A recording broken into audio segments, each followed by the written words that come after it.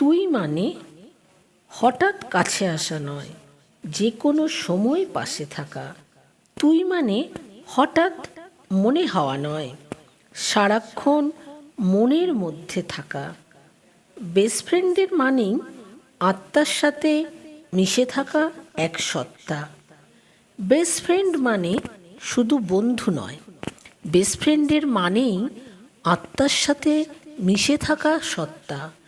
Best ফ্রেন্ডের মানেই ক্ষণিকের বন্ধু নয়, বেস্ট ফ্রেন্ডের মানেই সারা জীবনের বন্ধু।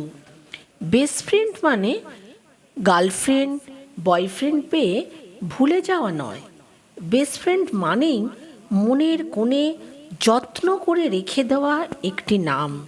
বেস্ট ফ্রেন্ড মানেই যে কোনো বিপদে দেখার পরেও পাশে থাকা।